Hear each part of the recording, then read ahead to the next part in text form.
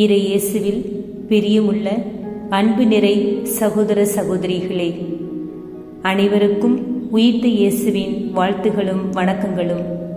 இன்று நாம் பாஸ்கா காலத்தின் 4ஆம் வாரத்தின் வெள்ளிக்கிழமையில் அடியெடுத்து வைத்துள்ளோம். இன்றைய வாசகங்கள் நாம் இயேசுவின் மீதும் தந்தை கடவுளின் மீதும் ஆழமான நம்பிக்கை கொண்டு வாழ நமக்கு அழைப்பு விடுக்கின்றன. இன்றைய முதல் வாசகத்தில் தூய பவுல் இயேசுவை கடவுள் உயிர்த்தெழ செய்து தமது வாக்குறுதியை நிறைவேற்றினார் என்று கூறி தந்தை கடவுள் மீது நமக்கு உள்ள நம்பிக்கையை ஆழப்படுத்துவதை நாம் பார்க்கலாம். இன்றைய நாளின் திருப்பாடல் வரிகள்: நீரே என் மைந்தர், இன்று நான் உம்மை ஈன்றெடுத்தேன் என்று கூறுவதன் மூலம் நம்மீது இறைவன் கொண்ட அன்பை நாம் ஆழமாக உணர முடிகின்றது. இன்றைய நற்செய்தி வாசகத்தில் நம் இறைமகன் இயேசு கிறிஸ்து வழியும் உண்மையும் வாழ்வும் நானே, என் வழியாய் அன்றி எவரும் தந்தையிடம் வருவதில்லை. எனவே அன்பு மக்களே, நீங்கள் உள்ளம் கலங்க வேண்டாம். என்னிடமும் என் தந்தையிடமும் நம்பிக்கை கொள்ளுங்கள்.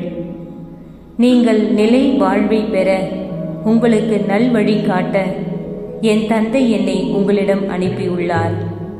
எனவே என் வார்த்தைகளை கேட்டு அதை வாழ்வாக்க முயலுங்கள் என்று நமக்கு அழைப்பு விடுக்கின்றார். ஆம் அன்பு மக்களே, இம்மண்ணுலகில் நாம் செய்யும் நற்செயல்கள் நிலைவாழ்வின் கொடுமுடியாக அமைந்துள்ளன. இறையாட்சியின் வித்துகளாக நாம் வார இறை வார்த்தைகள் நமக்கு வழிகாட்டுகின்றன. மண்ணகத்தில் இயேசுவின் இறையரசு பணி நிறைவை நோக்கி நெருங்கி வருவதை நாம் பார்க்கின்றோம். தமது சீடர்களுக்கு நம்பிக்கையூட்டும் வார்த்தைகளை சொல்லி திடப்படுத்தும் நம் இறைமகன் இயேசு நமக்கும் அந்த வார்த்தைகளை கூறி நம்மை தேற்றுவதை நாம் பார்க்கலாம்.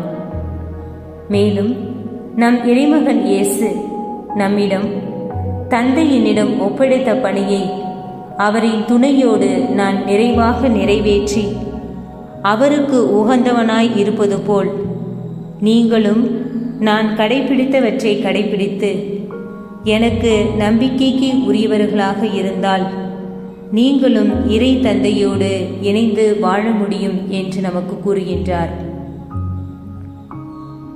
எனவே இறை இயேசுவில் பிரியமுள்ள அன்பு சமூகத்தில் வாழும் நாமும் நம் தந்தையுடன் இணைந்து வாழ வழியாயிருக்கும் இயேசுவை போல தந்தையாம் கடவுளுக்கு பிரமாணிக்கம் உள்ளவர்களாக வாழ முயல்வோம்.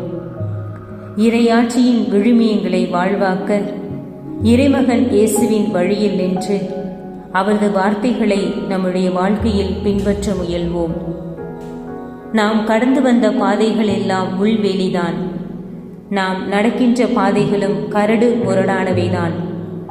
நாம் நடக்கப் போகும் பாதைகளும் துன்பங்களும் துயரங்களும் நிறைந்ததுதான். இறை நம்பிக்கை ஒன்றே நம் கால்மணி. இறை வார்த்தை மட்டுமே நமக்கு நிரந்தர தீர்வு.